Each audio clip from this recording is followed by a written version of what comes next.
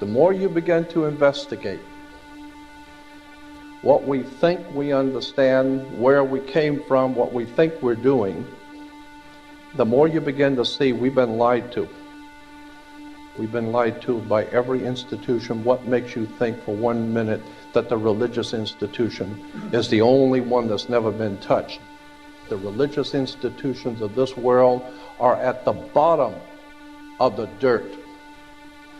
The religious institutions in this world are put there by the same people who gave you your government, your corrupt education, to set up your international banking cartels, because our masters don't give a damn about you or your family.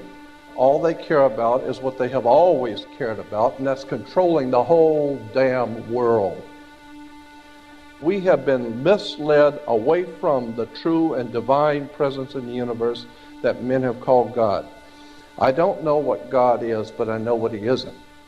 And unless and until you are prepared to look at the whole truth, and wherever it may go, whoever it may lead to, if you want to look the other way, or if you want to play favorites, then somewhere along the line you're going to find out you're messing with divine justice. The more you educate yourself, the more you understand where things come from, the more obvious things become, and you begin to see lies everywhere. You have to know the truth and seek the truth, and the truth will set you free.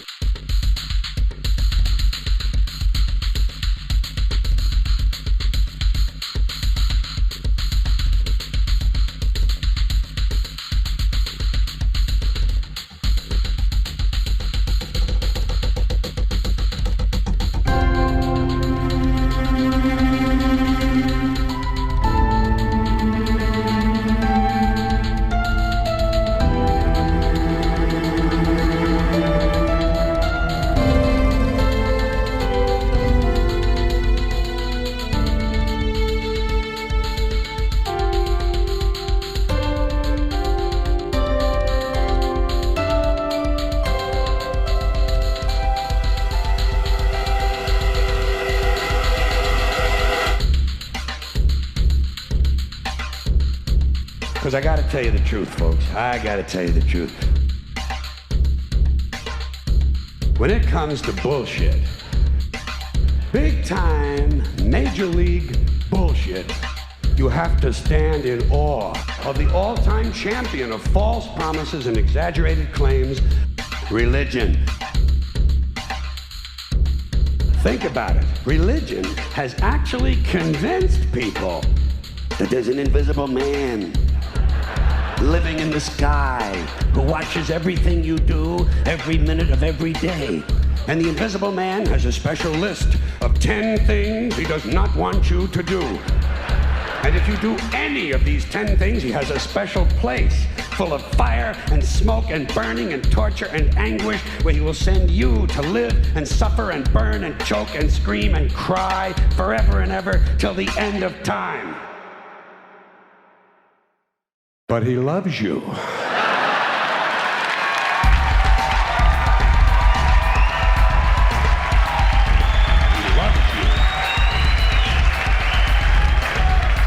He loves you and he needs money.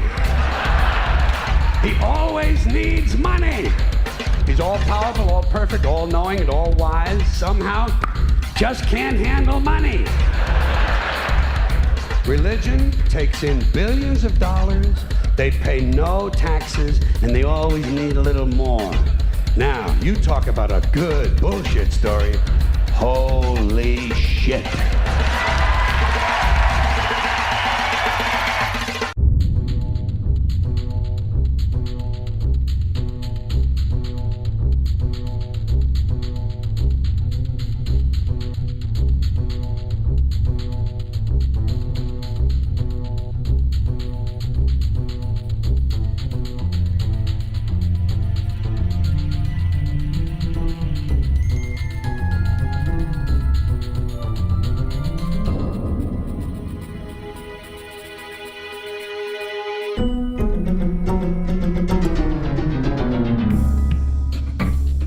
This is the sun. As far back as 10,000 BC, history is abundant with carvings and writings reflecting people's respect and adoration for this object. And it is simple to understand why, as every morning the sun would rise, bringing vision, warmth, and security, saving man from the cold, blind, predator-filled darkness of night. Without it, the cultures understood, the crops would not grow, and life on the planet would not survive. These realities made the sun the most adored object of all time. Likewise, they were also very aware of the stars. The tracking of the stars allowed them to recognize and anticipate events which occurred over long periods of time, such as eclipses and full moons. They in turn cataloged celestial groups into what we know today as constellations. This is the cross of the zodiac, one of the oldest conceptual images in human history. It reflects the sun as it figuratively passes through the 12 major constellations over the course of a year. It also reflects the 12 months of the year, the 4 seasons, and the solstices and equinoxes.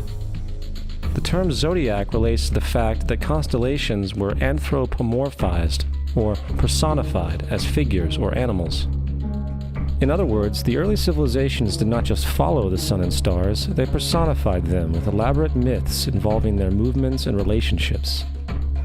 The sun, with its life-giving and saving qualities, was personified as a representative of the unseen creator or God, God's Son, the light of the world, the savior of humankind.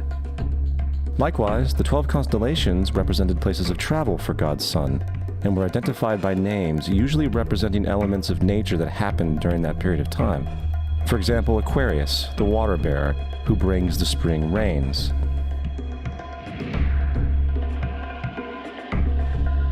This is Horus. He is the sun god of Egypt of around 3000 BC. He is the sun anthropomorphized, and his life is a series of allegorical myths involving the sun's movement in the sky. From the ancient hieroglyphics in Egypt, we know much about this solar messiah. For instance, Horus, being the sun or the light, had an enemy known as Set, and Set was the personification of the darkness or night. And, metaphorically speaking, every morning Horus would win the battle against Set, while in the evening Set would conquer Horus and send him into the underworld. It is important to note that dark versus light, or good versus evil, is one of the most ubiquitous mythological dualities ever known, and is still expressed on many levels to this day.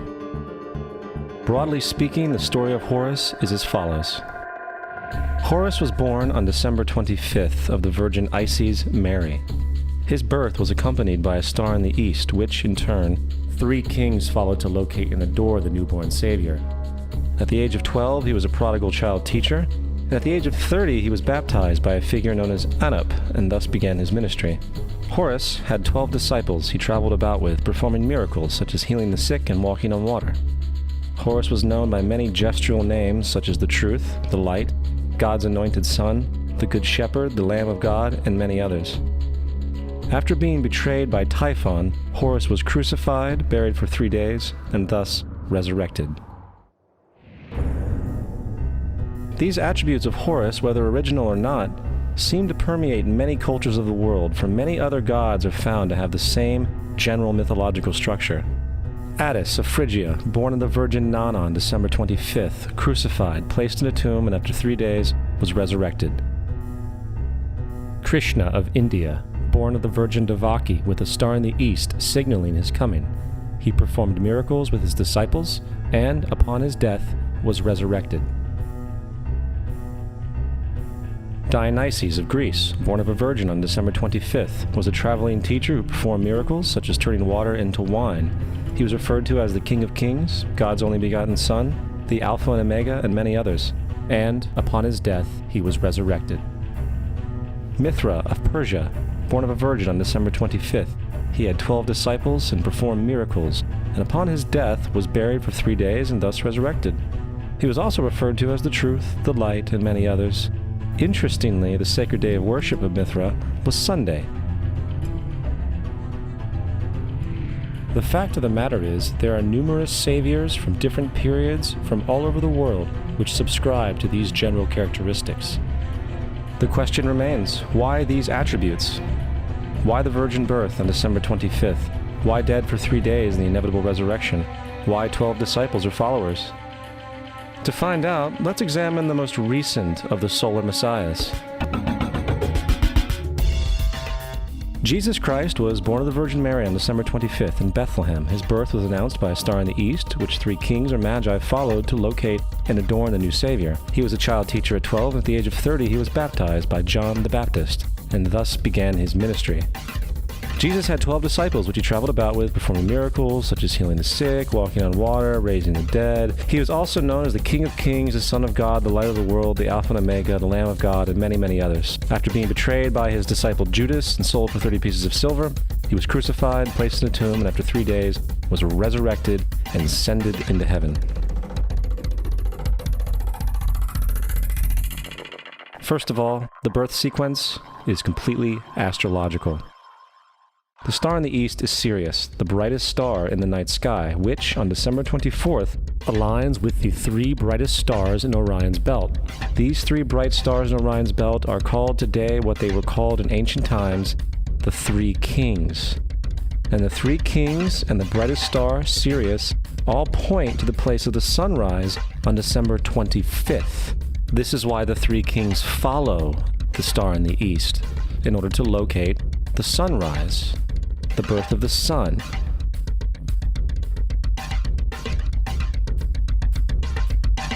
The Virgin Mary is the constellation Virgo, also known as Virgo the Virgin. Virgo in Latin means virgin. Virgo is also referred to as the house of bread, and the representation of Virgo is a virgin holding a sheaf of wheat. This house of bread and its symbol of wheat represents August and September, the time of harvest. In turn, Bethlehem, in fact, literally translates to house of bread. Bethlehem is thus a reference to the constellation Virgo, a place in the sky, not on Earth. There's another very interesting phenomenon that occurs around December 25th, or the winter solstice. From the summer solstice to the winter solstice, the days become shorter and colder. And from the perspective of the northern hemisphere, the sun appears to move south and get smaller and more scarce. The shortening of the days and the expiration of the crops when approaching the winter solstice symbolize the process of death to the ancients. It was the death of the sun. And by December 22nd, the sun's demise was fully realized, for the sun, having moved south continually for 6 months, makes it to its lowest point in the sky. Here a curious thing occurs. The sun stops moving south, at least perceivably, for 3 days. And during this 3-day pause, the sun resides in the vicinity of the Southern Cross, or Crux, constellation. And after this time, on December 25th, the sun moves 1 degree, this time north, foreshadowing longer days, warmth, and spring. And thus it was said, the sun died on the cross, was dead for 3 days, only to be resurrected or born again. This is why Jesus and numerous other sun gods share the crucifixion, 3-day death, and resurrection concept. It is the sun's transition period before it shifts its direction back into the northern hemisphere, bringing spring and thus salvation. However, they did not celebrate the resurrection of the sun until the spring equinox, or Easter. This is because at the spring equinox, the sun officially overpowers the evil darkness, as daytime thereafter becomes longer in duration than the night, and the revitalizing conditions of spring emerge. Now, probably the most obvious of all the astrological symbolism around Jesus regards the 12 disciples. They are simply the 12 constellations of the zodiac, which Jesus, being the sun, travels about with. In fact, the number 12 is replete throughout the Bible.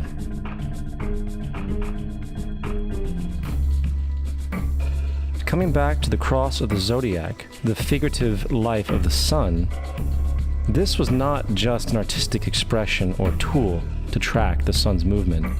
It was also a pagan spiritual symbol, the shorthand of which looked like this.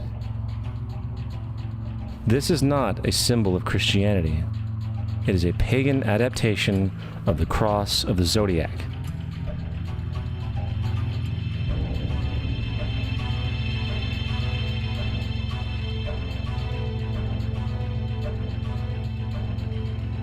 This is why Jesus in early occult art is always shown with his head on the cross, for Jesus is the Son of God, the light of the world, the risen Savior who will come again, as it does every morning, the glory of God who defends against the works of darkness as he is born again every morning and can be seen coming in the clouds up in heaven with his crown of thorns or sun rays.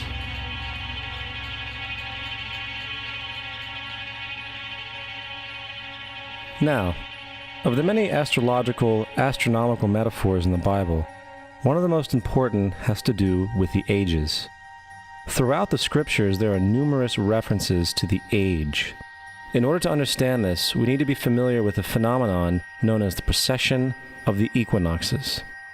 The ancient Egyptians, along with cultures long before them, recognized that approximately every 2150 years, the sunrise on the morning of the spring equinox would occur in a different sign of the zodiac.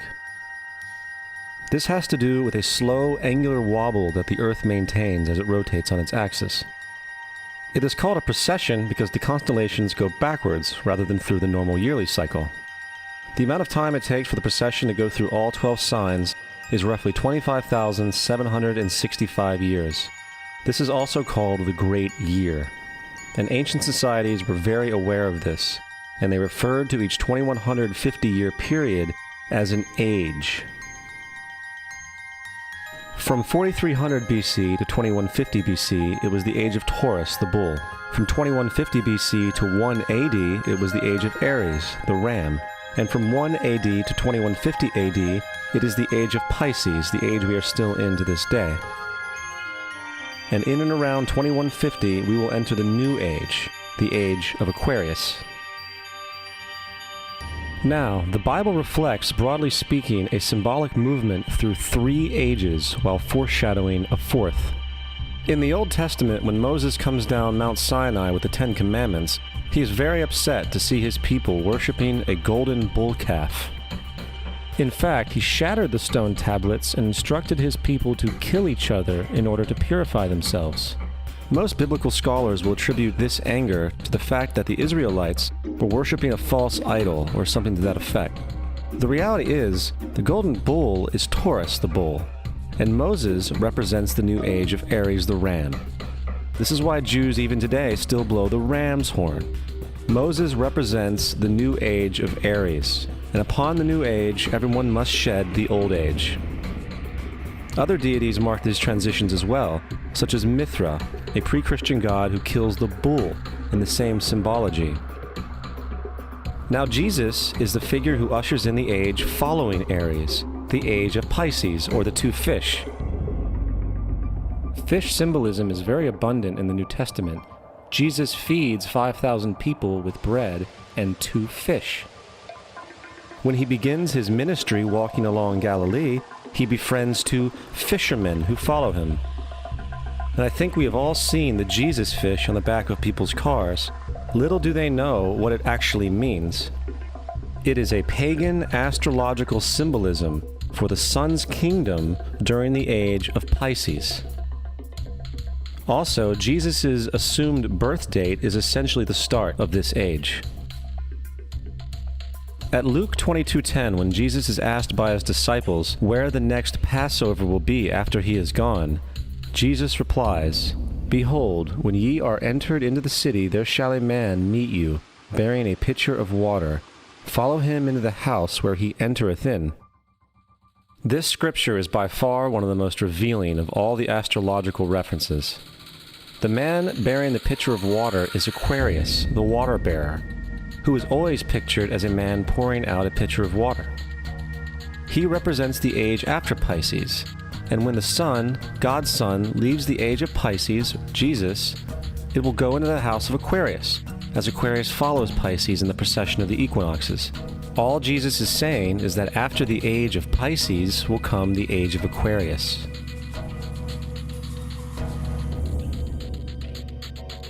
Now, we have all heard about the end times and the end of the world.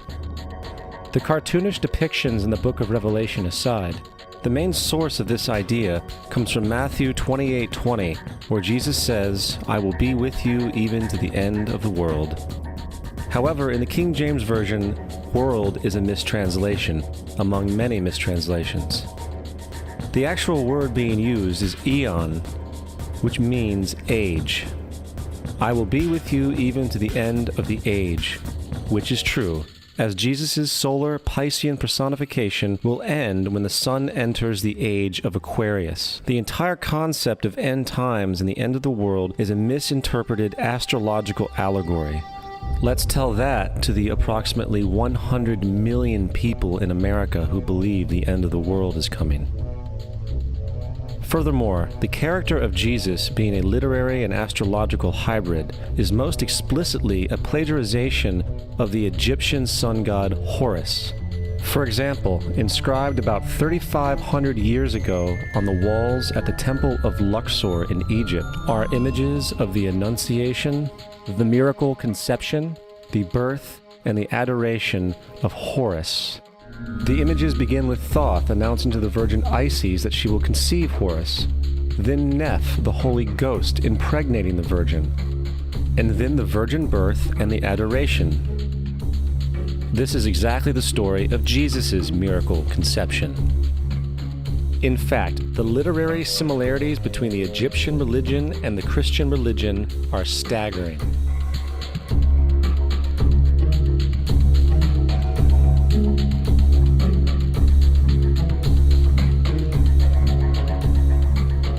And the plagiarism is continuous.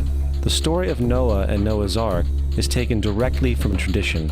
The concept of the Great Flood is ubiquitous throughout the ancient world, with over 200 cited claims in different periods and times. However, one need look no further for a pre-Christian source than the Epic of Gilgamesh, written in 2600 BC. This story talks of a great flood commanded by God, an ark with saved animals upon it, and even the release and return of a dove, all held in common with the biblical story, among many other similarities. And then there is the plagiarized story of Moses. Upon Moses' birth, it is said that he was placed in a reed basket and set adrift in a river in order to avoid infanticide. He was later rescued by a daughter of royalty and raised by her as a prince. This baby in a basket story was lifted directly from the myth of Sargon of Akkad of around 2250 BC. Sargon was born, placed in a reed basket in order to avoid infanticide, and set adrift in a river. He was in turn rescued and raised by Aki, a royal midwife. Furthermore, Moses is known as the lawgiver, the giver of the Ten Commandments, the Mosaic Law. However, the idea of a law being passed from God to a prophet up on a mountain is also a very old motif. Moses is just another lawgiver in a long line of lawgivers in mythological history. In India, Manu was the great lawgiver. In Crete, Minos ascended Mount Dicta, where Zeus gave him the sacred laws, while in Egypt there was Meses, who carried stone tablets and upon them the laws of God were written. Manu, Minos, Meses, Moses. And as far as the Ten Commandments, they are taken outright from spell 125 in the Egyptian Book of the Dead. What the Book of the Dead phrased, "I have not stolen," became "thou shalt not steal." "I have not killed," became "thou shalt not kill." "I have not told lies," became "thou shalt not bear false witness," and so forth. In fact, the Egyptian religion is likely the primary foundational basis for the Judeo-Christian theology. Baptism, afterlife, final judgment, virgin birth, death and resurrection, crucifixion, the Ark of the Covenant, circumcision, saviors, Holy Communion, Great Flood, Easter, Christmas, Passover, and many, many more are all attributes of Egyptian ideas long predating Christianity and Judaism. Justin Martyr, one of the first Christian historians and defenders, wrote, "When we say that he, Jesus Christ, our teacher, was produced without sexual union, was crucified and died and rose again and ascended into heaven, we propound nothing different from what you believe regarding those who you esteem sons of Jupiter." In a different writing, Justin Martyr said, "He was born of a virgin, except this in common with what you believe of Perseus." It's obvious that Justin and other early Christians knew how similar Christianity was to the pagan religions. However, Justin had a solution. As far as he was concerned, the devil did it. The devil had the foresight to come before Christ and create his characteristics in the pagan world. Fundamentalist Christianity, fascinating. These people actually believe the world is 12,000 years old. Swear to God. I actually asked one of these guys, okay, dinosaur fossils. He says, dinosaur fossils? God put those here to test our faith.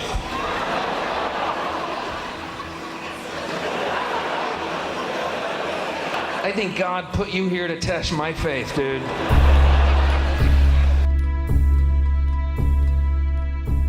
The Bible is nothing more than an astrotheological literary hybrid, just like nearly all religious myths before it.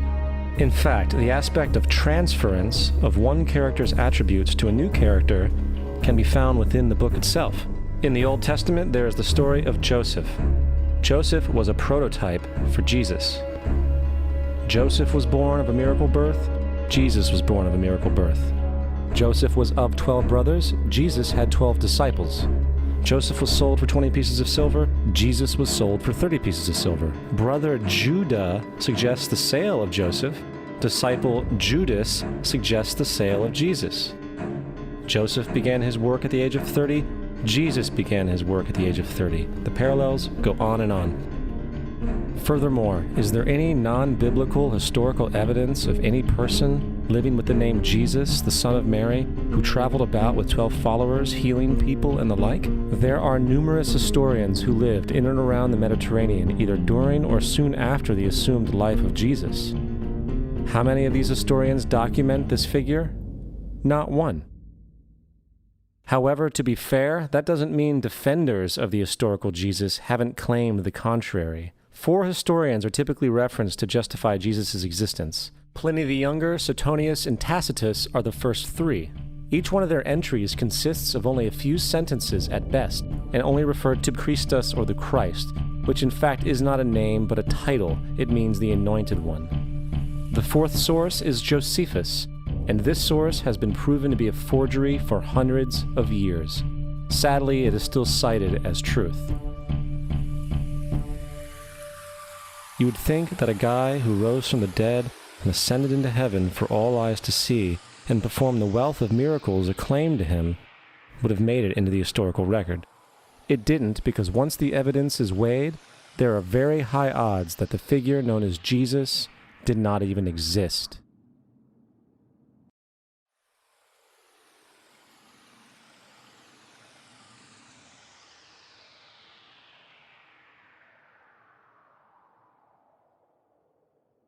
We don't want to be unkind, but we want to be factual. We don't want to cause hurt feelings, but we want to be academically correct in what we understand and know to be true. Christianity just is not based on truth. We find that Christianity was in fact nothing more than a Roman story, developed politically. The reality is, Jesus was the solar deity of the Gnostic Christian sect, and like all other pagan gods, he was a mythical figure. It was the political establishment that sought to historize the Jesus figure for social control. By 325 AD in Rome, Emperor Constantine convened the Council of Nicaea. It was during this meeting that the politically motivated Christian doctrines were established, and thus began a long history of Christian bloodshed and spiritual fraud. And for the next 1600 years, the Vatican maintained a political stranglehold on all of Europe, leading to such joyous periods as the Dark Ages, along with enlightening events such as the Crusades and the Inquisition.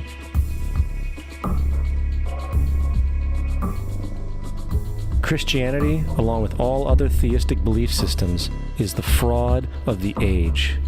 It serves to detach the species from the natural world, and likewise each other. It supports blind submission to authority. It reduces human responsibility to the effect that God controls everything, and in turn awful crimes can be justified in the name of a divine pursuit. And most importantly, it empowers those who know the truth, but use the myth to manipulate and control societies. The religious myth is the most powerful device ever created and serves as the psychological soil upon which other myths can flourish.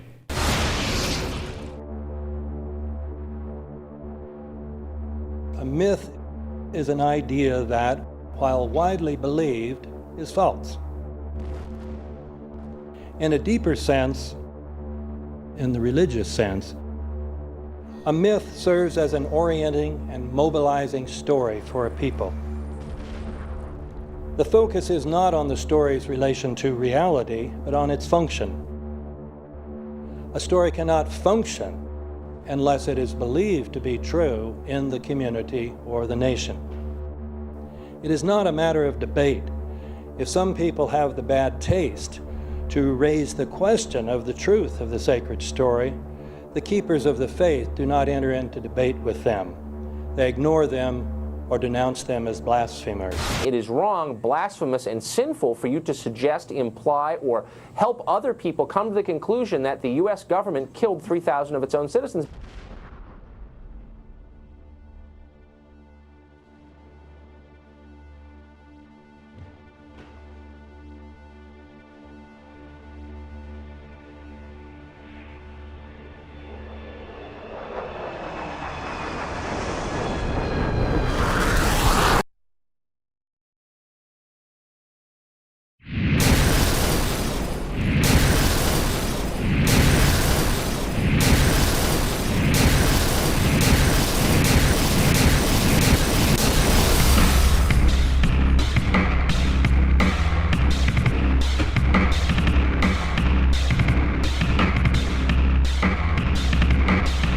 As if a demolition team set off when you see the old demolitions of these old buildings. It looks like one of those scenes of an old building being purposely dynamited and blown up. Anybody who's ever watched a building being demolished on purpose knows that if you're going to do this, you have to get at the under-infrastructure of a building and bring it down. The way the structure is collapsing, this was the result of something that was planned. It's not accidental that the first tower just happened to collapse and then the second tower just happened to collapse in exactly the same way. How they accomplished this, we don't know. The building collapsed to dust. You don't find a desk. You don't find a chair. You don't find a telephone, a computer. The biggest piece of a telephone I found was half of the keypad, and it was about this big. What happened to the concrete? The concrete was pulverized from river to river. There was dust powder 2-3 inches thick. The concrete was just pulverized. In addition to those pictures we've all seen too much on television before, when a building was deliberately destroyed by well-placed dynamite to knock it down.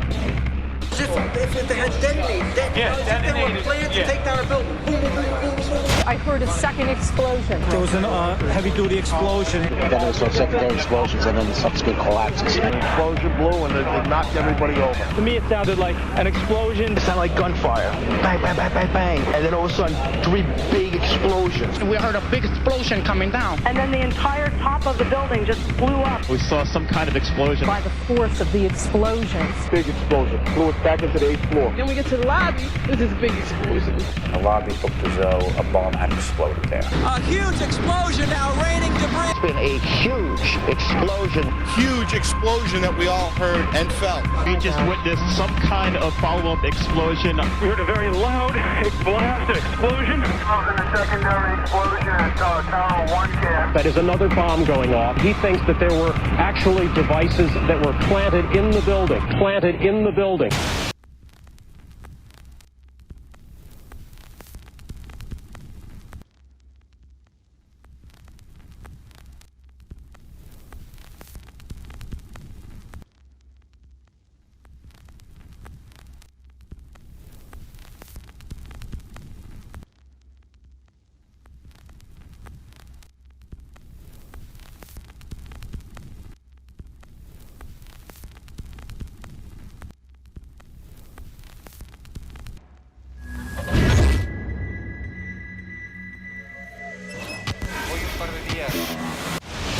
I don't think anybody could have predicted that they would try to use an airplane as a missile, a hijacked airplane as a missile. Nobody in our government, at least, and I don't think the prior government that could envision flying airplanes into buildings. No specific threat involving really domestic operation or involving what happened, obviously, the city's airliner and so. There were no warning signs that I'm aware of. USA Today reports that in the 2 years before the attacks on September the 11th, NORAD conducted exercises using hijacked airliners as weapons. And one target was the World Trade Center.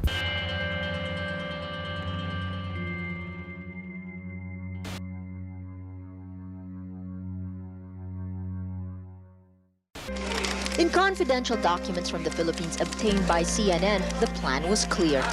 He will board any American commercial aircraft, control its cockpit, and dive it at the CIA headquarters. Other buildings targeted the Pentagon and the World Trade Center.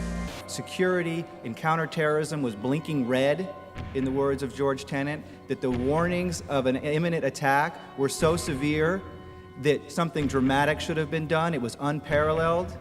Instead, our president went on a month-long vacation.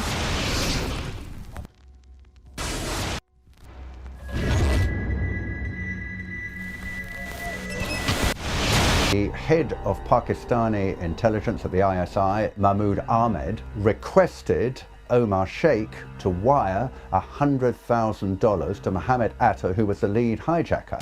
Hijacker Mohammed Atta received wire transfers via Pakistan. The man sending the money to Atta is believed to be Ahmed Umar Saeed Sheikh. Omar Sheikh admitted he was supported by the Pakistan government's intelligence service, the ISI.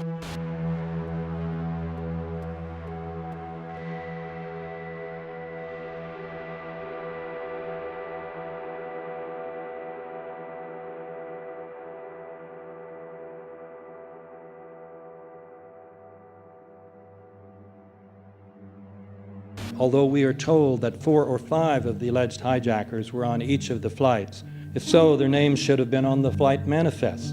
But the flight manifests that have been released contain neither the names of the alleged hijackers nor any Arab names whatsoever. We know that the men who were supposedly the hijackers had their houses, cars, credit cards paid for by the U.S. government. They were, in truth, agents. Evidence was also apparently planted. The passport of one of the hijackers on Flight 11 was allegedly found in the rubble. Goes through the fireball, through the side of the plane, and comes down to the ground unscathed. But something happened. For 6 months, they reported they had this passport. Boy, we've got it. We've got the proof. And then the guy stood up and was alive. Several of these 19 men are still alive.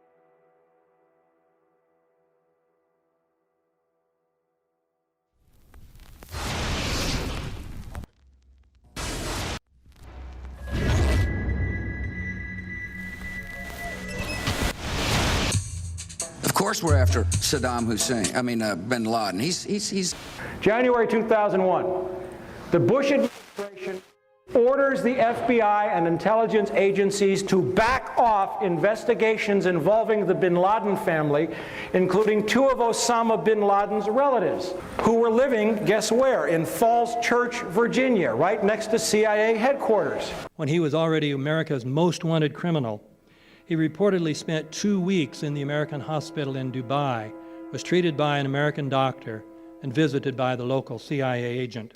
We have not seen one piece of evidence that links Osama bin Laden directly to the planning stages of September 11th. This failure to provide proof was later said to be unnecessary because bin Laden, in a video allegedly found in Afghanistan, admitted responsibility for the attacks. This confession is now widely cited as proof. But the man in this video has darker skin, fuller cheeks, and a broader nose than the Osama bin Laden of all other videos. We again seem to have planted evidence. In 1976, Osama's older brother Salim bin Laden hired a man in Texas by the name of Jim Bath to handle all the investments in the United States for the bin Laden family. Jim Bath also happens to be a personal, almost lifelong friend and former Air National Guard pilot with George W. Bush. The connections between the Bushes and the bin Ladens become much more clear when George Herbert Walker Bush made trips to Saudi Arabia in 1998 and 2000 to meet with the bin Laden family on behalf of a company called the Carlyle Group.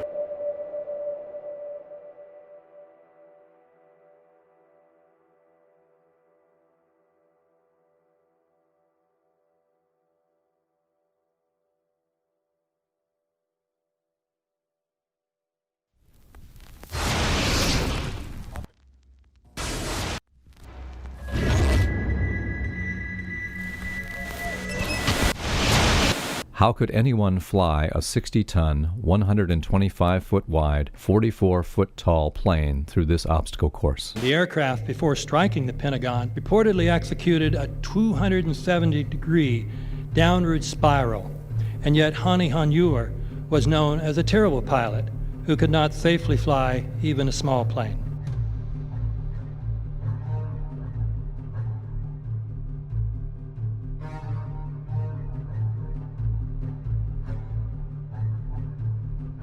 No seats, no luggage, no bodies.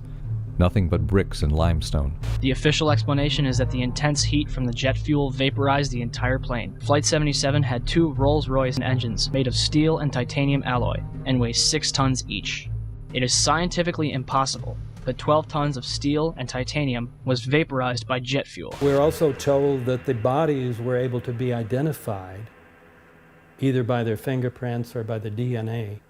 So what kind of fire can vaporize aluminum and tempered steel and yet leave human bodies intact? From my close-up inspection, there's no evidence of a plane having crashed anywhere near the Pentagon. And as I said, the only pieces left that you can see are small enough that you could pick up in your hand. Shortly after the strike, government agents picked up debris and carried it off.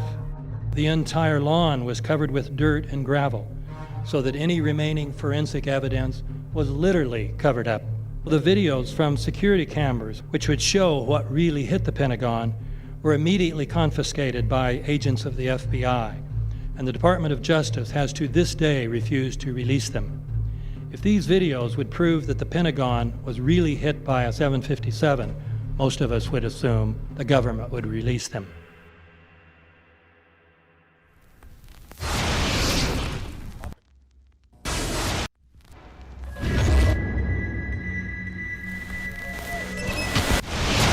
It looks like there's nothing there except for a hole in the ground. Basically, that's right. The only thing you could see from where we were was a big gouge in the earth and some broken trees. We could see some people walking around in the area, but from where we could see, there wasn't much left. Any large pieces of debris at all? No, there was nothing that you could distinguish that a plane had crashed there.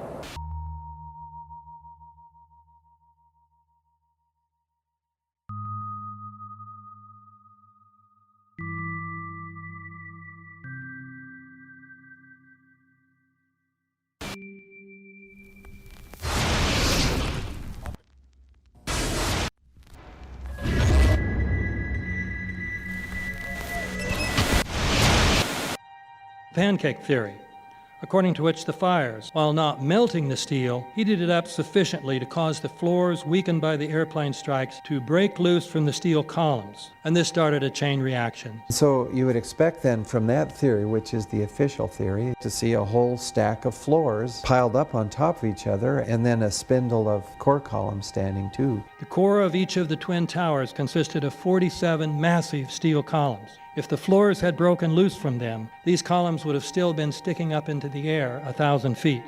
The plane did not cut all those core columns. We designed the buildings to take the impact of the Boeing 707 hitting the building at any location. The building probably could sustain multiple impacts of jetliners. That the plane flew straight into the building. Through him, right. So you're saying that the building was actually designed to cope with a hole like that and still survive? Yeah, it was.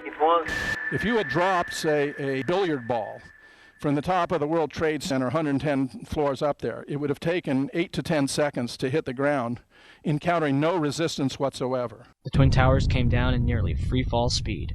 200,000 tons of steel shatters and explodes outwards over 500 feet. This means that floors shattered at an average rate of about 10 floors per second.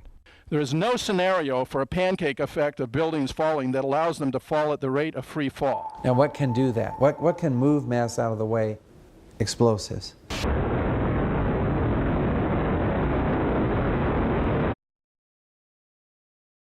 "47 huge steel columns going up the core. They're interconnected.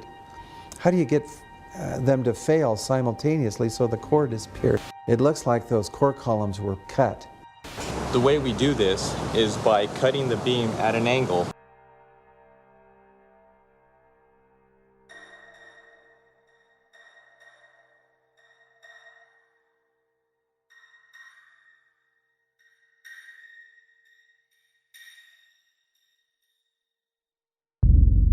I started looking at the molten metal.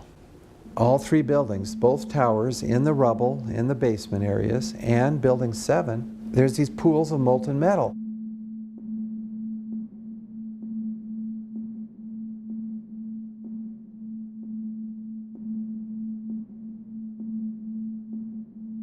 You'd get down below and you'd see molten steel running down the channel rails, like you're in a foundry.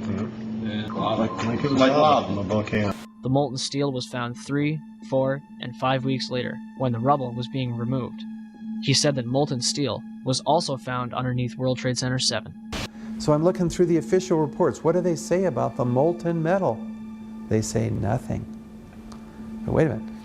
This is important evidence. So where'd that come from? Thermite is so hot that it'll just cut through steel, through structural steel, for example, like a knife through butter. The products are molten iron and aluminum oxide, which goes off primarily as a dust. You know those enormous dust clouds? You can imagine when you assemble these chemicals on a large scale.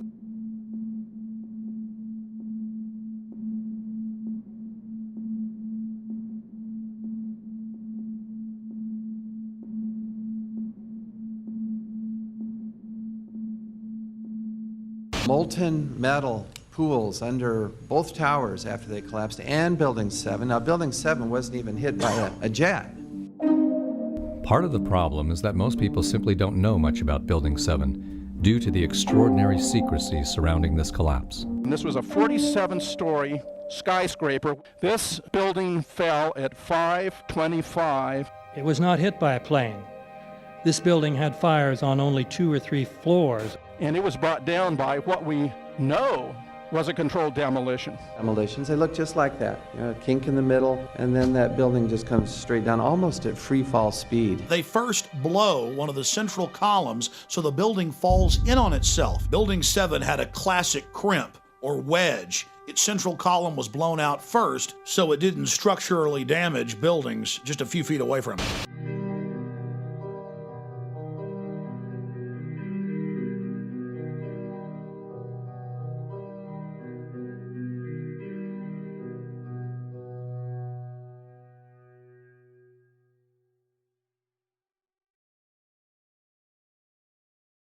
Our office was on the B1 level. As I was talking to a supervisor at 8:46, and all of a sudden we hear, boom!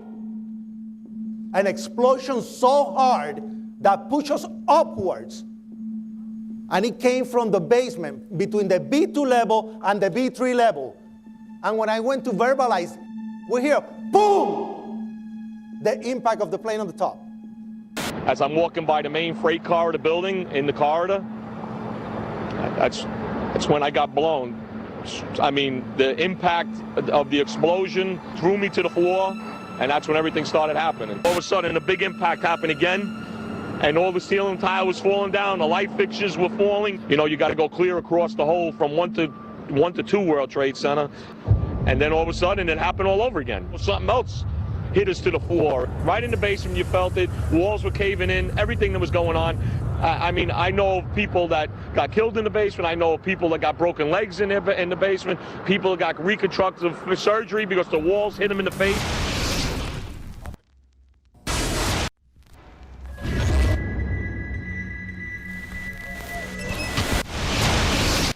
According to standard operating procedure, if an FAA flight controller notices anything that suggests a possible hijacking, the controller is to contact a superior. If the problem cannot be fixed within about a minute, the superior is to ask NORAD, the North American Aerospace Command, to send up or scramble jet fighters to find out what is going on. NORAD then issues a scramble order to the nearest Air Force base with fighters on alert. But although interceptions usually occur within 10 or so minutes, in this case, 80 or so minutes had elapsed before fighters were even airborne. It's a mind-bending anomaly. Not a single U.S. Air Force interceptor turns a wheel until it's too late. There are no jets at all. What if they were so confused and had been so deliberately confused that they couldn't respond? The reason that they didn't know where to go was because a number of conflicting and overlapping war game exercises were taking place. It involved the insertion of false radar blips onto radar screens in the Northeast Air Defense Sector. Center Team U, we have a problem here. We have a hijacked aircraft headed towards New York. We need someone to scramble some F-16s or something up there to help us out. Is this real world or exercise? Is this real world or exercise? There was another exercise, Vigilant Warrior, which was in fact, according to a NORAD source, a live-fly hijack drill being conducted at the same time. With only 8 available fighter aircraft, and they have to be dispatched in pairs, they were dealing with as many as 22 possible hijacks on the day of 9/11, and they couldn't separate the war game exercises from the actual hijacks.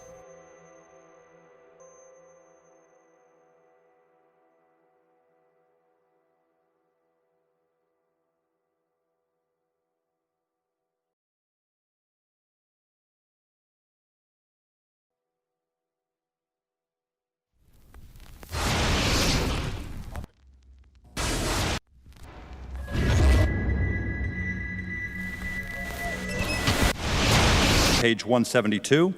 The U.S. government has not been able to determine the origin of the money used for the 9/11 attacks. Ultimately, the question is of little practical significance. The American authorities have not managed to trace the source of the funding. And then the most amazingly disingenuous statement ultimately is it of little consequence. It is of massive consequence. Doesn't it matter who paid for 9/11? The collapse of Building 7 has been recognized as especially difficult to explain. The 9/11 Commission report implicitly admitted that it could not explain the collapse of this building by not even mentioning it.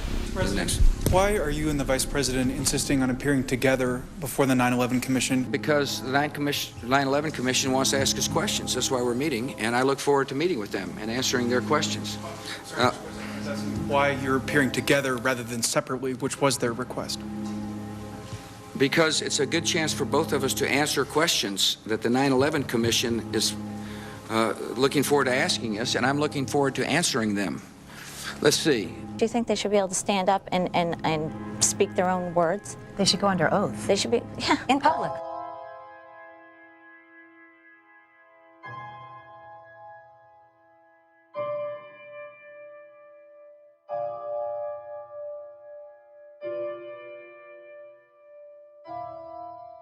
Don't you think that the families deserve to have a transcript or to be able to see what Adam, you you said? asked me that question yesterday. For an I answer got the today. same answer, yeah.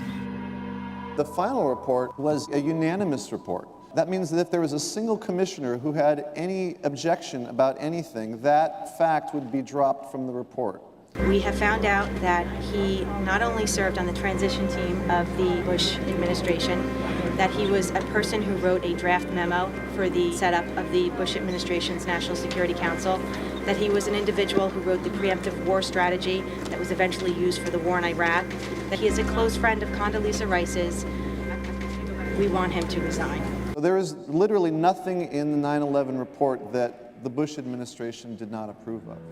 We can understand, therefore, why the Commission, under Zelikow's leadership, would have ignored all the evidence that would point to the truth, that 9/11 was a false flag operation intended to authorize the doctrines and funds needed for a new level of imperial mobilization.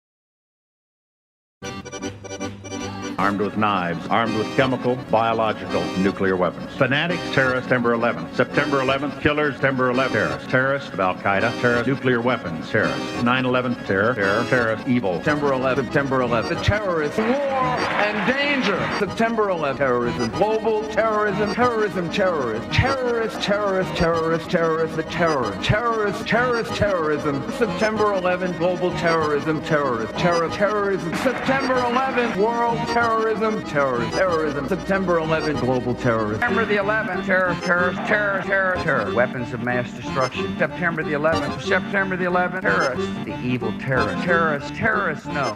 Terrorism. The words are hypnotically repeated. Terrorism, terrorist, terrorist threat, and of course, believed to be linked to al-Qaeda. But it's the so-called war on terrorism that's in our faces practically 24/7 as the inescapable focus of our existence. One day, our grandchildren will look back on this time and ask, how was the war on terror won? The entire U.S. ruling class, ruling elite, comes to see terrorism as the preferred means, indeed the only means, to provide social cohesion, to provide an enemy image for the society to keep it together. According to neocon theory from Carl Schmitt, you have to have an enemy image in order to have a society. It's a very dangerous thing because now it means that the entire social order, the political parties, intellectual life, politics in general, all based on a monstrous myth. Monstrous myth.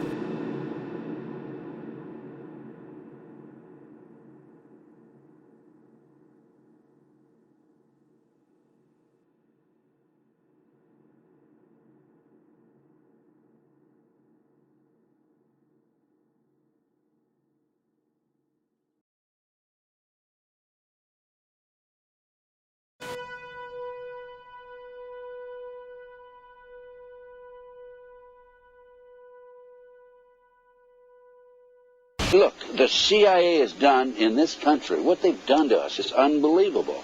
Look at the terrorist acts that have occurred. The CIA behind most, if not all of them.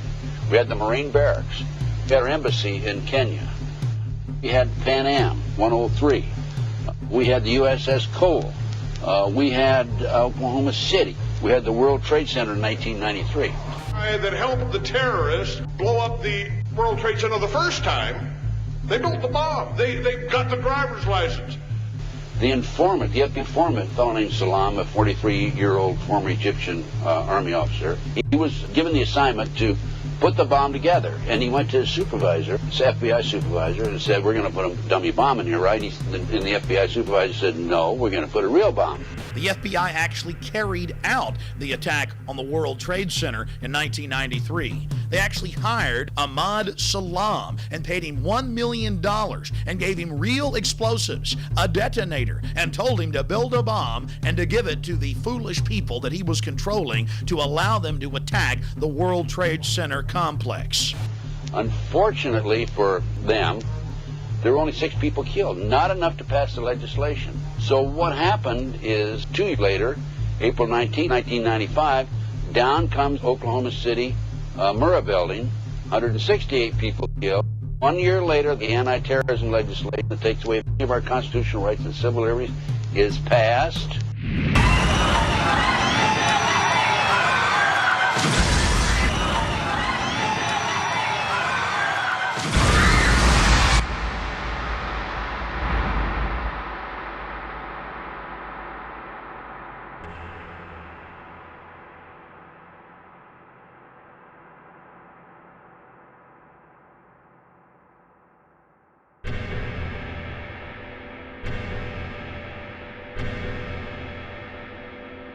Because at 9:30 this morning, we were actually running an exercise for over a company of 1,000 people in London, based on simultaneous bombs going off precisely at the railway stations that happened this morning. So I still have the hairs on the back of my neck standing upright. To get this quite straight, you were running an exercise to see how you would cope with this, and it happened while you were running the exercise? Precisely.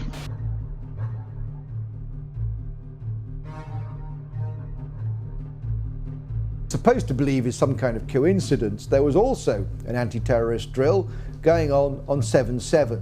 And again, just like 9/11, they were talking about attacks on the same targets, the same kind of tube stations, and exactly the same time as the actual attack happened, providing some kind of cover for what must be operations orchestrated in some way by the state.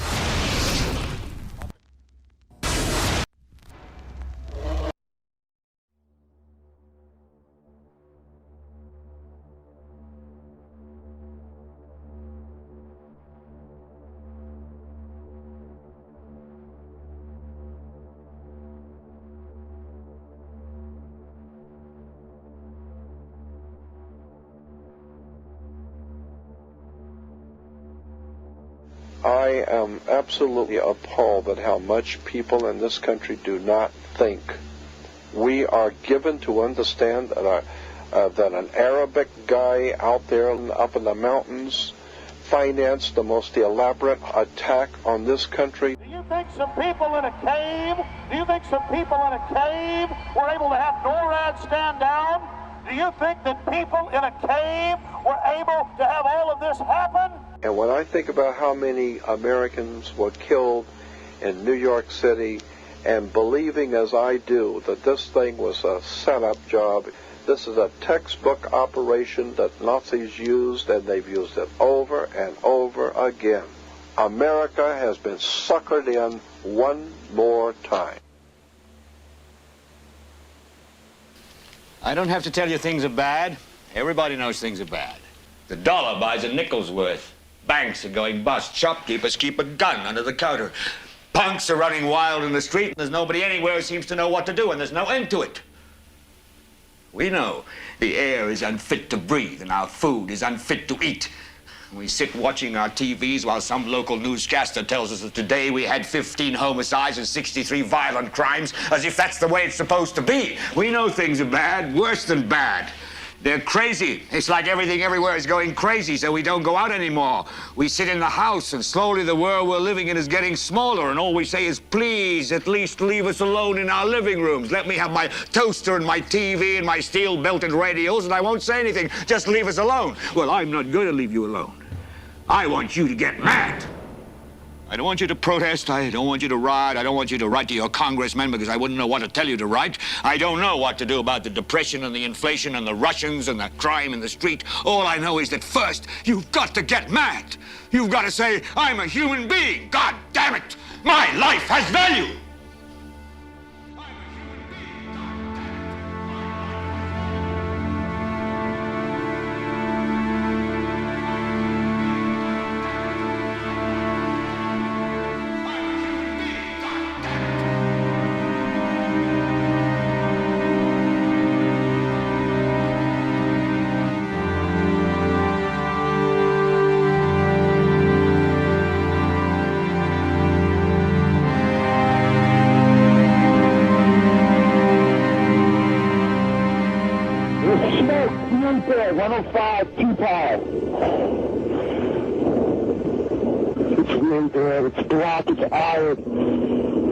My wife thinks I'm all right. I called her and said I was leaving the building. I was fine, and I'm banged.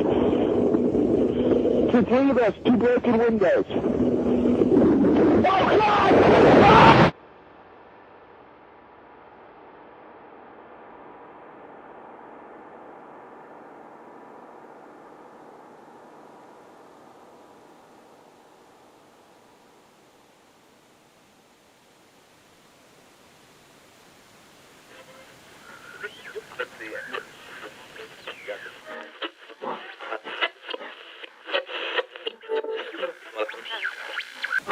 When hostilities commenced in Europe in 1939, it was realized that the American people had no intention of entering the war. But they believed that this country could be enticed into the war in very much the same way that it was enticed into the last one. They planned, first, to prepare the United States for foreign war under the guise of American defense. Second, to involve us in the war step by step without our realization. Third, to create a series of incidents which would force us into the actual conflict. These plans were, of course, to be covered and assisted by the full power of their propaganda. Our theaters soon became filled with plays portraying the glory of war. newsreels lost all semblance of objectivity, and they have used the war to justify the restriction of congressional power and the assumption of dictatorial procedures on the part of the President and his appointees. A fear campaign was inaugurated. We cannot allow the natural passions and prejudices of other peoples to lead our country to destruction.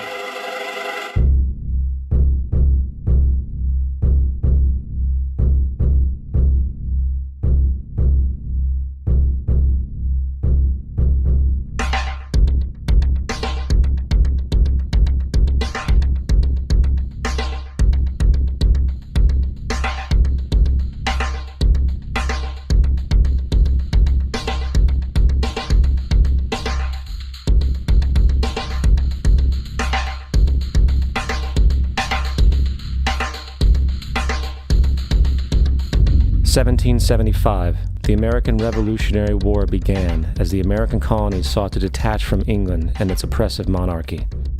Though many reasons are cited for the revolution, one in particular sticks out as the prime cause: that King George III of England outlawed the interest-free, independent currency the colonies were producing and using for themselves, in turn forcing them to borrow money from the Central Bank of England at interest, immediately putting the colonies into debt.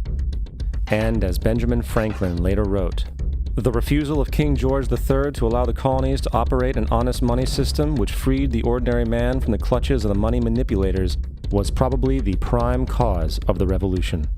In 1783, America won its independence from England. However, its battle against the central bank concept and the corrupt, greed-filled men associated with it had just begun. So what is a central bank? A central bank is an institution that produces the currency of an entire nation. Based on historical precedent, two specific powers are inherent in central banking practice: the control of interest rates and the control of the money supply, or inflation. The central bank does not simply supply a government's economy with money, it loans it to them at interest. Then, through the use of increasing and decreasing the supply of money, the central bank regulates the value of the currency being issued. It is critical to understand that the entire structure of this system can only produce one thing in the long run: debt. It doesn't take a lot of ingenuity to figure this scam out. For every single dollar produced by the central bank is loaned at interest. That means every single dollar produced is actually the dollar plus a certain percent of debt based on that dollar. And since the central bank has the monopoly over the production of the currency for the entire country, and they loan each dollar out with immediate debt attached to it, where does the money to pay for the debt come from? It can only come from the central bank again, which means the central bank has to perpetually increase its money supply to temporarily cover the outstanding debt created, which in turn, since that new money is loaned out at interest as well, creates even more debt. The end result of this system without fail is slavery, for it is impossible for the government and thus the public to ever come out of the self-generating debt. The founding fathers of this country were well aware of this.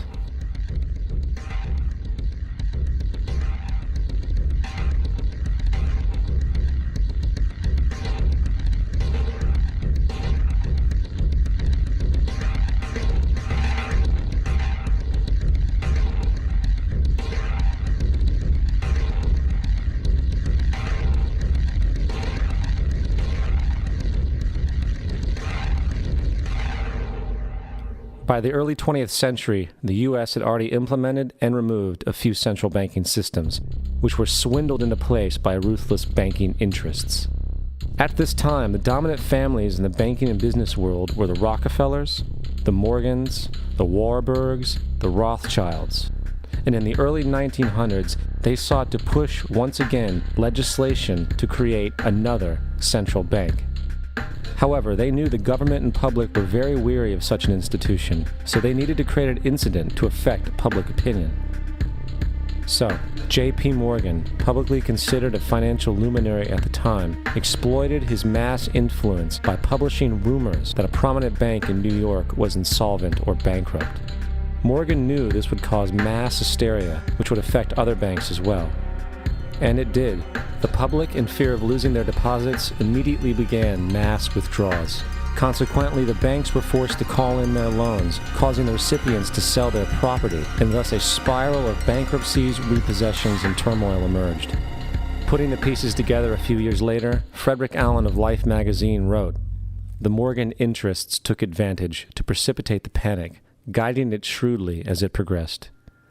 Unaware of the fraud, the Panic of 1907 led to a congressional investigation headed by Senator Nelson Aldrich, who had intimate ties to the banking cartels and later became part of the Rockefeller family through marriage. The commission, led by Aldrich, recommended a central bank should be implemented so a panic like 1907 could never happen again. This was the spark the international bankers needed to initiate their plan. In 1910, a secret meeting was held at a J.P. Morgan estate on Jekyll Island off the coast of Georgia. It was there that the central banking bill called the Federal Reserve Act was written. This legislation was written by bankers, not lawmakers. This meeting was so secretive, so concealed from government and public knowledge that the 10 or so figures who attended disguised their names when en route to the island. After this bill was constructed, it was then handed over to their political frontman, Senator Nelson Aldrich, to push through Congress. And in 1913, with heavy political sponsorship by the bankers, Woodrow Wilson became president, having already agreed to sign the Federal Reserve Act in exchange for campaign support. And 2 days before Christmas, when most of Congress was at home with their families, the Federal Reserve Act was voted in, and Wilson in turn made it law. Later, Woodrow Wilson wrote, in regret,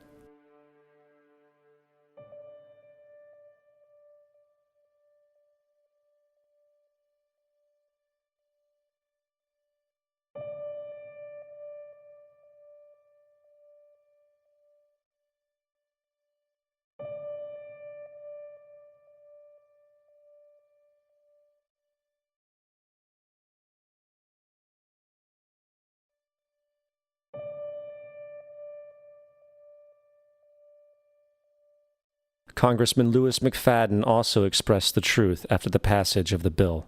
A world banking system was being set up here, a superstate controlled by international bankers, acting together to enslave the world for their own pleasure. The Fed has usurped the government. Now, the public was told that the Federal Reserve System was an economic stabilizer, and inflation and economic crises were a thing of the past. Well, as history has shown, nothing is further from the truth. The fact is, the international bankers now had a streamlined machine to expand their personal ambitions. It's alive! It's alive! It's alive! For example, from 1914 to 1919, the Fed increased the money supply by nearly 100%, resulting in extensive loans to small banks and the public. Then, in 1920, the Fed called in mass percentages of the outstanding money supply, thus resulting in the supporting banks having to call in huge numbers of loans, and just like 1907, bank runs, bankruptcy, and collapse occurred. Over 5,400 competitive banks outside of the Federal Reserve System collapsed, further consolidating the monopoly of the small group of international bankers. Privy to this crime, Congressman Lindbergh stepped up and said in 1921, "Under the Federal Reserve Act, panics are scientifically created. The present panic is the first scientifically created one, worked out as we figure a mathematical equation." However, the panic of 1920 was just a warm-up. From 1921 to 1929, the Fed again increased the money supply, resulting once again in extensive loans to the public and banks. There was also a fairly new type of loan called a margin loan in the stock market. Very simply, the margin loan allowed an investor to put down only 10% of a stock's price, with the other 90% being loaned through the broker. In other words, a person could own $1,000 worth of stock with only $100 down. This method was very popular in the roaring 1920s, as everyone seemed to be making money in the market. However, there was a catch to this loan. It could be called in at any time and had to be paid within 24 hours. This is termed a margin call, and the typical result of a margin call is the selling of the stock purchased with the loan. So, a few months before October in 1929, J.D. Rockefeller, Bernard Baruch, and other insiders quietly exited the market, and on October 24, 1929, the New York financiers who furnished the margin loans started calling them in masse. This sparked an instantaneous, massive sell-off in the market, for everyone had to cover the margin loans. It then triggered mass bank runs for the same reason, in turn collapsing over 16,000 banks, enabling the conspiring international bankers to not only buy up rival banks at a discount, but to also buy up whole corporations at pennies on the dollar. It was the greatest robbery in American history. But that didn't stop there. Rather than expanding the money supply in order to recover from this economic collapse, the Fed actually contracted it, fueling one of the largest depressions in history. Once again outraged, Congressman Louis McFadden, a longtime opponent of the banking cartels, began bringing impeachment proceedings against the Federal Reserve Board, saying of the crash and depression, it was a carefully contrived occurrence. International bankers sought to bring about a condition of despair so that they might emerge the rulers of us all. Not surprisingly, and after 2 previous assassination attempts, McFadden was poisoned at a banquet before he could push for the impeachment. Now, having reduced the society to squalor, the Federal Reserve bankers decided that the gold standard should be removed. In order to do this, they needed to acquire the remaining gold in the system. So, under the pretense of helping to end the Depression, came the 1933 gold seizure. Under the threat of imprisonment for 10 years, everyone in America was required to turn in all gold bullion to the Treasury, essentially robbing the public of what little wealth they had left. And at the end of 1933, the gold standard was abolished. If you look at a dollar bill from before 1933, it says it is redeemable in gold. You look at a dollar bill today, it says it is legal tender, which means it is backed by absolutely nothing. It is worthless paper. The only thing that gives our money value is how much of it is in circulation. Therefore, the power to regulate the money supply is also the power to regulate its value, which is also the power to bring entire economies and societies to its knees.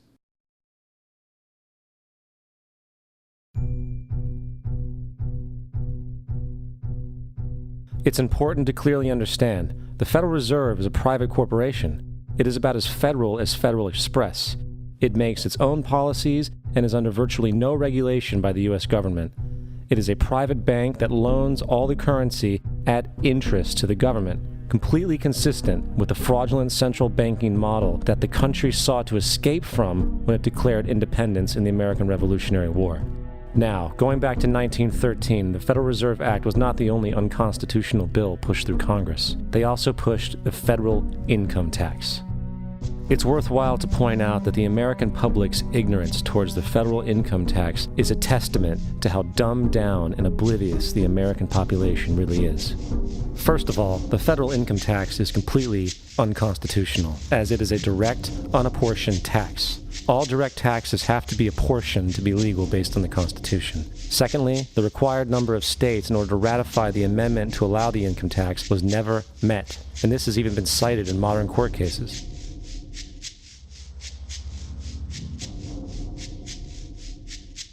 Third, at the present day, roughly 25% of the average worker's income is taken via this tax.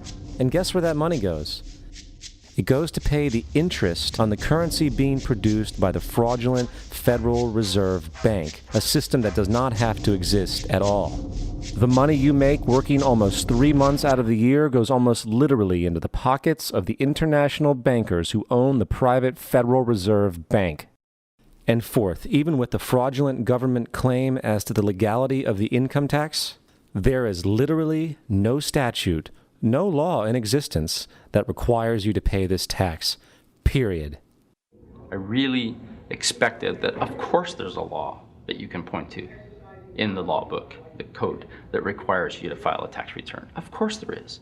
I was at that point where I couldn't find the statute that clearly made a person liable, at least not me and most people I know. And I had no choice in my mind except to resign. Based on the research that I did throughout the year 2000 and that I'm still doing, I have not found that law. I've asked Congress, we've asked a lot of people in the IRS commissioners, helpers. They can't answer, because if they answer, the American people are going to know that this whole thing is a fraud. I haven't filed an federal income tax return since I left. I have not filed a tax return since 1999. The income tax is nothing less than the enslavement of the entire country. Now, the control of the economy and the perpetual robbery of wealth is only one side of the Rubik's Cube the bankers hold in their hands. The next tool for profit and control is war. Since the inception of the Federal Reserve in 1913, a number of large and small wars have commenced. The three most pronounced were World War I, World War II, and Vietnam. World War I. In 1914, European wars broke out centered around England and Germany.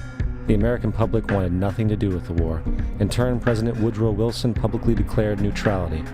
However, under the surface, the U.S. administration was looking for any excuse it could find to enter it. In a noted observation by Secretary of State William Jennings, the large banking interests were deeply interested in the World War because of the wide opportunities for large profits. It's important to understand that the most lucrative thing that can happen for the international bankers is war, for it forces the country to borrow even more money from the Federal Reserve Bank at interest. Woodrow Wilson's top advisor and mentor was Colonel Edward House, a man with intimate connections with the international bankers who wanted in the war. In a documented conversation between Colonel House, Wilson's advisor, and Sir Edward Grey, the Foreign Secretary of England, regarding how to get America into the war, Grey inquired, "What will Americans do if Germans sink an ocean liner with American passengers on board?" House responded, "I believe that a flame of indignation would sweep the United States, and that by itself would be sufficient to carry us into war." So, on May 7, 1915, on essentially the suggestion of Sir Edward Grey, a ship called the Lusitania was deliberately sent into German-controlled waters where German military vessels were known to be. And, as expected, German U-boats torpedoed the ship, exploding stored ammunition, killing 1,200 people. To further understand the deliberate nature of this setup, the German embassy actually put advertisements in the New York Times telling people that if they boarded the Lusitania, they did so at their own risk, as such a ship sailing from America to England through the war zone would be liable to destruction. In turn, and as anticipated, the sinking of the Lusitania caused a wave of anger among the American population, and America entered the war a short time after. The First World War caused 323,000 American deaths. J.D. Rockefeller made $200 million off of it. Not to mention the war cost about $30 billion for America, most of which was borrowed from the Federal Reserve Bank at interest, furthering the profits of the international bankers. World War II. On December 7, 1941, Japan attacked the American fleet at Pearl Harbor, triggering our entry into that war. President Franklin D. Roosevelt declared the attack was a day that will live in infamy. A day of infamy indeed, but not because of the alleged surprise attack on Pearl Harbor. After 60 years of surfacing information, it is clear that not only was the attack on Pearl Harbor known weeks in advance, it was outright wanted and provoked. Roosevelt, whose family had been New York bankers since the 18th century, whose uncle Frederick was on the original Federal Reserve Board, was very sympathetic to the interests of the international bankers, and the interest was to enter the war, as we've seen, nothing is more profitable for international bankers than war.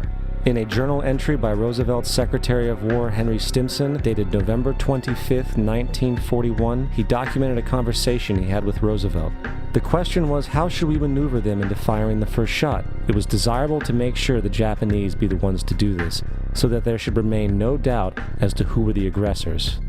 In the months leading up to the attack on Pearl Harbor, Roosevelt had done almost everything in his power to anger the Japanese, showing a posture of aggression. He halted all of Japan's imports of American petroleum. He froze all the Japanese assets in the United States. He made public loans to nationalist China and supplied military aid to the British, both enemies of Japan in the war, which, by the way, is completely in violation of international war rules.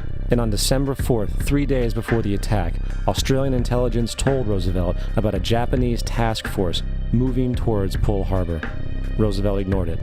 So, as hoped and allowed, on December 7, 1941, Japan attacked Pearl Harbor, killing 2,400 soldiers. Before Pearl Harbor, 83% of the American public wanted nothing to do with the war. After Pearl Harbor, 1 million men volunteered for the war. It is important to note, Nazi Germany's war effort was largely supported by two organizations, one of which was called IG Farben. IG Farben produced 84% of Germany's explosives, and even the Zyklon B used in the concentration camps to kill millions. One of the unspoken partners of IG Farben was J.D. Rockefeller's Standard Oil Company in America. In fact, the German Air Force could not operate without a special additive patented by Rockefeller's Standard Oil. The drastic bombing of London by Nazi Germany, for example, was made possible by a $20 million sale of fuel, to IG Farben by the Rockefeller Standard Oil Company. This is just one small point on the topic of how American business funded both sides of World War II. One other treasonous organization worth mentioning is the Union Banking Corporation of New York City. Not only did it finance numerous aspects of Hitler's rise to power, along with actual materials during the war, it was also a Nazi money laundering bank, which was eventually exposed for having millions of dollars of Nazi money in its vaults. The Union Banking Corporation of New York was eventually seized for violations of the Trading with the Enemy Act. Guess who the director and vice president of the Union Bank was? Prescott Bush, our current president's grandfather, and of course our former president's father. Keep that in mind when considering the moral and political dispositions of the Bush family. Vietnam. The United States' official declaration of war on North Vietnam in 1964 came after an alleged incident involving 2 U.S. destroyers being attacked by North Vietnamese PT boats in the Gulf of Tonkin. This was known as the Gulf of Tonkin Incident. This single situation was the catalytic pretext for massive troop deployment and full-fledged warfare. One problem, however, the attack on the U.S. destroyers by Vietnamese PT boats never happened. It was a completely staged event to have an excuse to enter the war. Former Secretary of Defense Robert McNamara stated years later that the Gulf of Tonkin incident was a mistake, while many other insiders and officers have come forward, relaying that it was a contrived farce, a complete lie. Once in the war, it was business as usual. In October 1966, President Lyndon Johnson lifted trading restrictions on the Soviet bloc, knowing full well that the Soviets were providing upwards of 80% of North Vietnam's war supplies. Consequently, Rockefeller interests financed factories in the Soviet Union, which the Soviets used to manufacture military equipment and send it to North Vietnam. However, the funding of both sides of this conflict was only one side of the coin. In 1985, Vietnam's rules of engagement were declassified. This detailed what American troops were and were not allowed to do in the war. It included absurdities like North Vietnamese anti-aircraft missile systems could not be bombed until they were known to be fully operational. No enemy could be pursued once they crossed the border of Laos or Cambodia. And most revealing of all, the most critical strategic targets were not allowed to be attacked unless initiated by high military officials. Apart from these imposed ludicrous limitations, North Vietnam was informed of these restrictions and therefore could base entire strategies around the limitations of the American forces. This is why the war went on so long. And the bottom line is this: the Vietnam War was never meant to be won, just sustained. This war for profit resulted in 58,000 American deaths and 3 million dead Vietnamese. So, where are we now? September 11th was the jumpstart for what is now an accelerated agenda by the ruthless elite. It was a staged war pretext no different than the sinking of the Lusitania, the provoking of Pearl Harbor, and the Gulf of Tonkin lie. In fact, if 9/11 wasn't a planned war pretext, it would be an exception to the rule. It has been used to launch 2 unprovoked illegal wars, one against Iraq and one against Afghanistan. However, 9/11 was a pretext for another war as well, the war against you. The Patriot Act, Homeland Security, the Military Tribunals Act, and other legislations are all completely and entirely designed to destroy your civil liberties and limit your ability to fight back against what is coming. Currently in the United States, unannounced to most brainwashed Americans, your home can be searched without a warrant, without you being home. You can in turn be arrested with no charges revealed to you, detained indefinitely with no access to a lawyer, and legally tortured, all under the suspicion that you might be a terrorist. If you need a painted picture of what is happening in this country, let's recognize how history repeats itself. In February 1933, Hitler staged a false flag attack, burning down his own German parliament building, the Reichstag, and blamed it on communist terrorists. Within the next few weeks, he passed the Enabling Act, which completely eradicated the German Constitution, destroying people's liberties. He then led a series of preemptive wars, all justified to the German people as necessary to maintaining homeland security.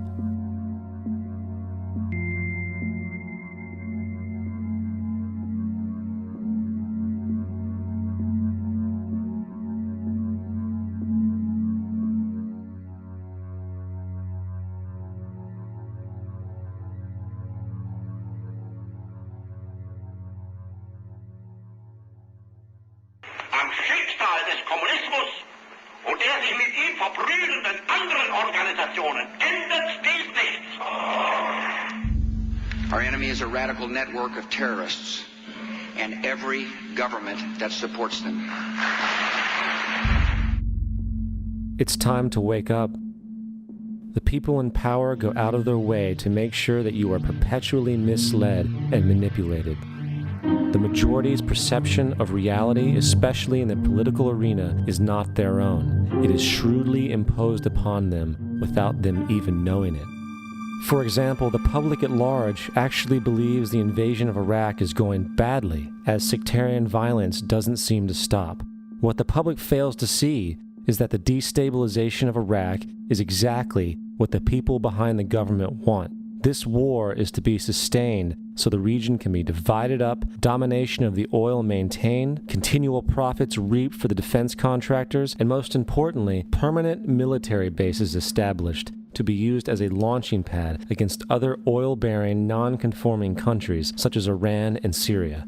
For further implication that the civil war and destabilization is purely intentional, in 2005, 2 elite British SAS officers were arrested by Iraqi police after being caught driving around in their car shooting at civilians while dressed up as Arabs.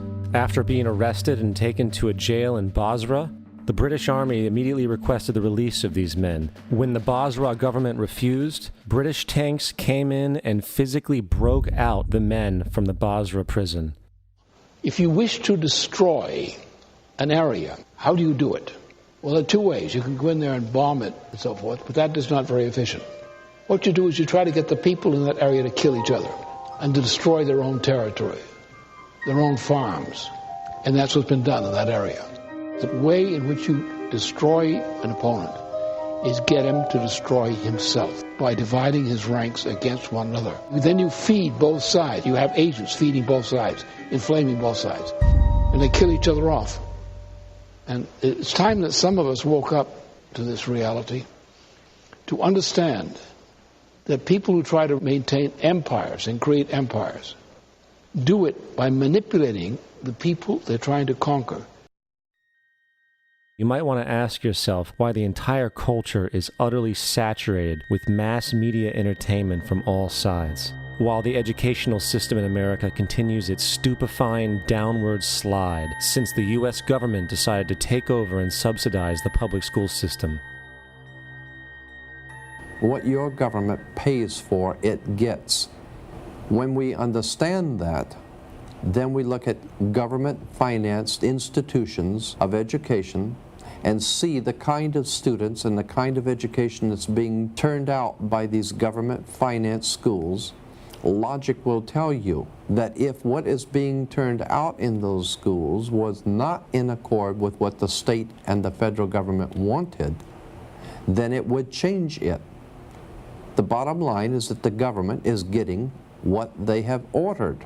They do not want your children to be educated. They do not want you to think too much.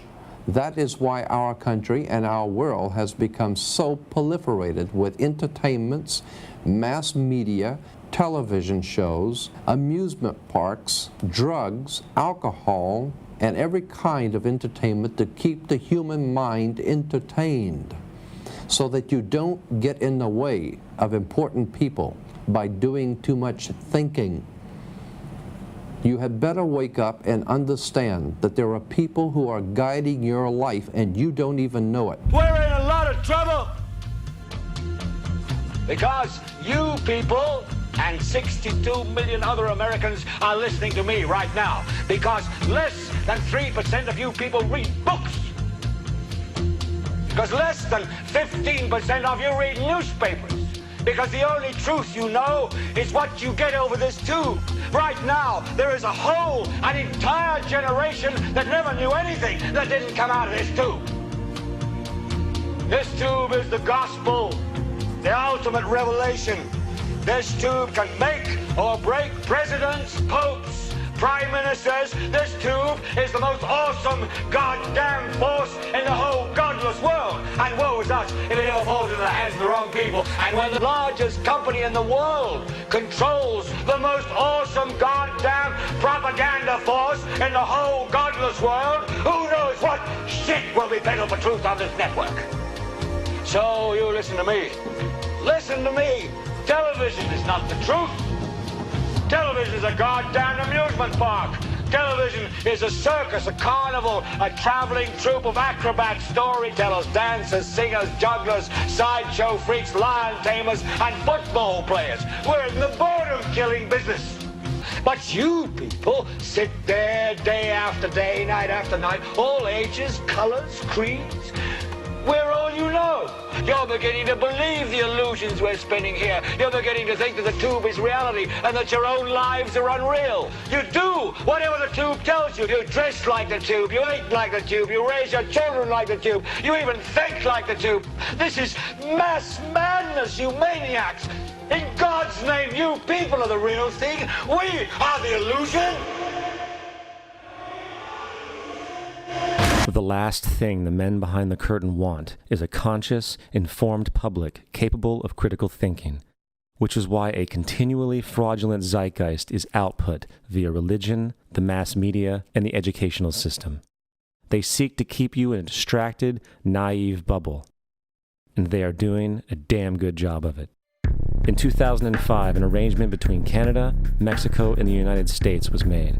This arrangement, unannounced to the public, unregulated by Congress, merges the United States, Mexico, and Canada into one entity, erasing all borders.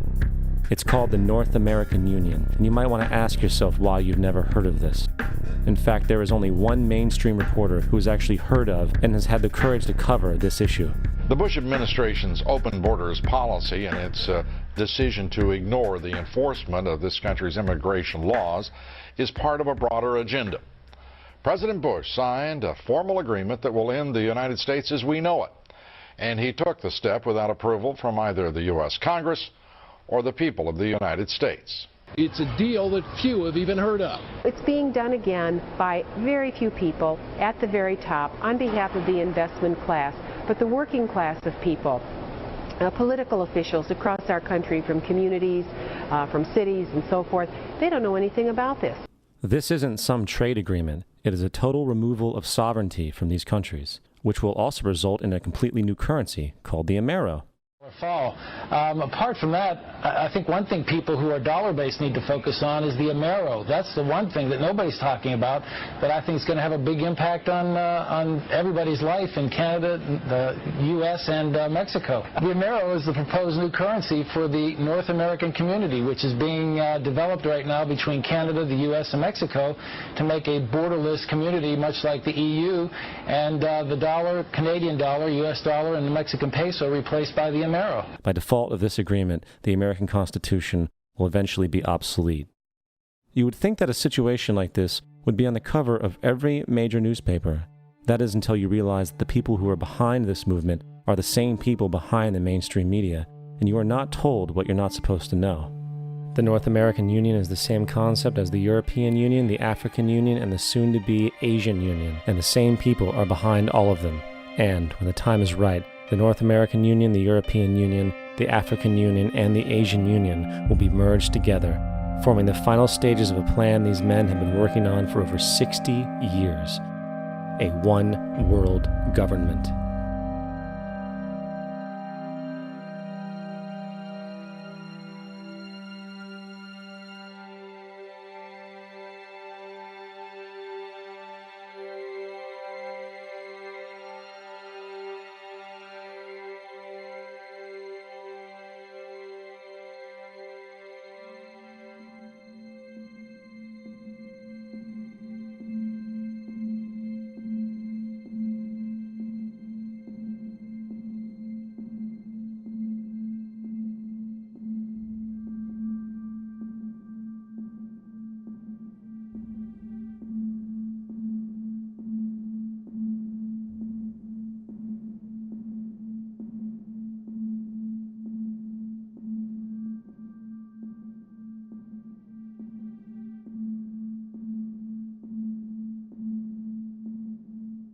One bank, one army, one center of power. And if we have learned anything from history, it is that power corrupts, and absolute power corrupts absolutely. This is Aaron Russo, a filmmaker and former politician. To his left is Nicholas Rockefeller of the infamous Rockefeller banking and business dynasty. After maintaining a close friendship with Nicholas Rockefeller, Aaron eventually ended the relationship, appalled by what he had learned about the Rockefellers and their ambitions. I got a call one day from an attorney woman I knew, and she said, would you like to meet one of the Rockefellers? I said, sure, I'd love to. And we became friends, and he began to divulge a lot of things to me. So he said to me one night, he said that there's going to be an event there, and out of that event, you're going to see, we're going to go into Afghanistan, so we can run pipelines from the Caspian Sea. We're going to go into Iraq to take the oil and establish a base in the Middle East, and we're going to go into Venezuela and try and get rid of Chavez. And the first two they've accomplished. Chavez they didn't accomplish. And he said you're going to see guys going into caves looking for looking for people that they're never going to find. You know, he was laughing about the fact that you have this war on terror. There's no real enemy. He's talking about how by having this war on terror, you can never win it because it's an eternal war. And so you can always keep taking people's liberties away. And I said, how are you going to convince people that this war is real? He said, but the media can convince everybody it's real. I mean, you know, it's just that you keep talking about things. You keep saying it over and over and over again, and eventually people believe it. You know, you created the Federal Reserve in 1913 through lies. You create 9/11, which is another lie. Through 9/11, then you're fighting a war on terror, and now all of a sudden you go into Iraq, which was another lie, and now they're going to do Iran. You know, and it's all one thing leading to another, leading to another, leading to another. Now, I would say, what are you doing this for? What's the point of this thing? You have all the money in the world you ever want. You have all the power. I said, you know, you're hurting people. It's not a good thing. And he would say, what do you care about the people for? Take care of yourself and you take care of your family. And then I said to him, what are the ultimate goals here? He said, the ultimate goal is to get everybody in this world chipped with the RFID chip and have all money be on those chips and everything on those chips. And if anybody wants to protest what we do or violate what we want, we just turn off their chip. That's right, microchipped. In 2005, Congress, under the pretense of immigration control and the so-called war on terrorism, passed the Real ID Act, under which it is projected by May 2008, you will be required to carry around a federal identification card, which includes on it a scannable barcode with your personal information. However, this barcode is only an intermediary step before the card is equipped with a Verichip RFID tracking module, which will use radio frequencies to track your every move on the planet. If this sounds foreign to you, please note that the RFID tracking chip is already in all new American passports.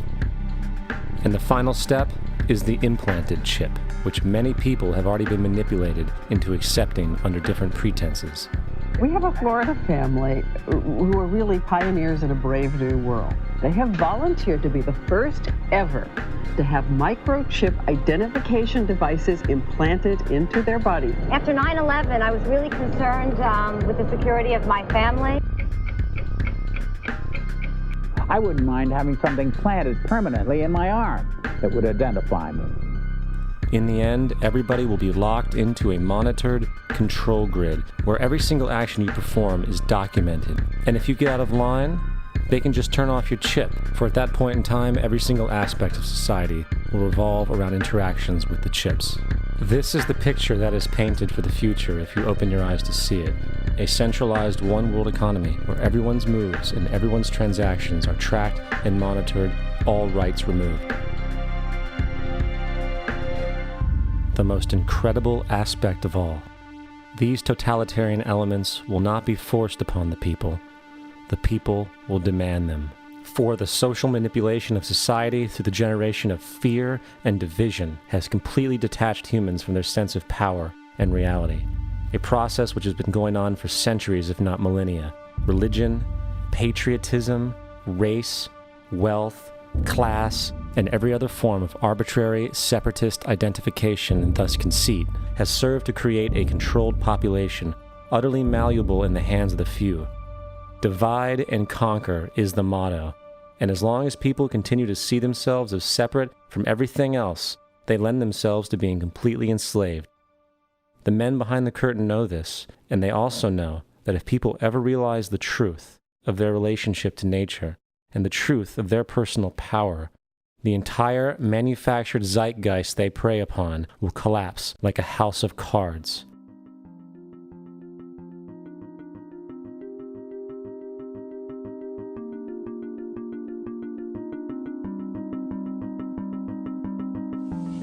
The whole system that we live in drills into us that we're powerless, that we're weak, that our society is evil, that it's crime-ridden, etc., and so forth. It's all a big, fat lie. We are powerful, beautiful, extraordinary. There is no reason why we cannot understand who we truly are, where we are going. There is no reason why the average individual cannot be fully empowered. We are incredibly powerful beings. You know, I think I spent 30 years of my life, in the first 30, trying to become something. I wanted to become good at things. I wanted to become good at tennis. I wanted to become good at school and grades and everything I kind of viewed in that perspective. I'm not okay the way I am, but if I got good at things, you realize that I had the game wrong. The game was to find out what I already was. Find out what I already was.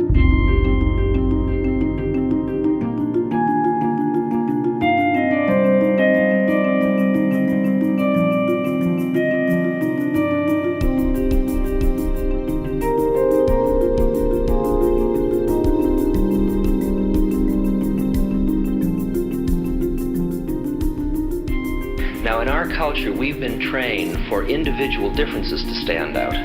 So you look at each person, immediately it is brighter, dumber, older, younger, richer, poorer, and we make all these dimensional distinctions, put them in categories and treat them that way. And we get so that we only see others as separate from ourselves in the ways in which they're separate. And one of the dramatic characteristics of experience is being with another person and suddenly seeing the ways in which they are like you, not different from you, and experiencing the fact that which is essence in you and which is essence in me is indeed one. The understanding that there is no other. It is all one.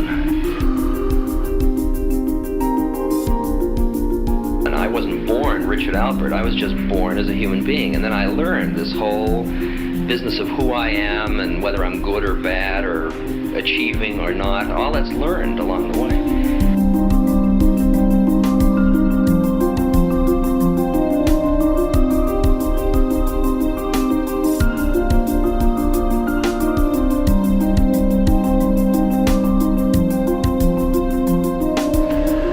The old appeals to racial, sexual, and religious chauvinism, to rabid nationalist fervor, are beginning not to work. A new consciousness is developing which sees the earth as a single organism and recognizes that an organism at war with itself is doomed.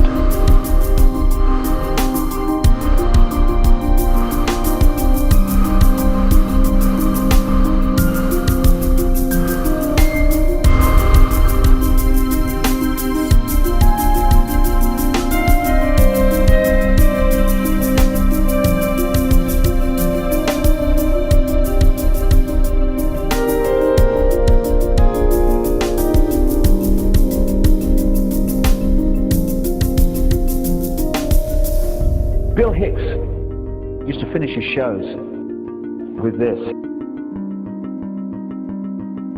Life's like a ride in an amusement park. And when you go on it, you think it's real. Because that's how powerful our minds are. And the ride goes up and down and round and round. It has thrills and chills, and it's very brightly colored. And it's very loud, and it's fun for a while. Some have been on the ride for a long time, and they begin to question, is this real, or is this just a ride? And other people have remembered, and they come back to us and they say, hey, don't worry. Don't be afraid ever, because this is just a ride. And we kill those people. Shut him up, I've got a lot invested in this ride. Shut him up! Look at my furrows of worry. Look at my big bank account and my family. This has to be real. It's just a ride. But we'll kill those good guys who try and tell us that. You ever notice that? And let the demons run amok? But it doesn't matter, because it's just a ride, and we can change it anytime we want. It's only a choice. No effort, no work, no job, no savings of money. Just a choice right now between fear and love.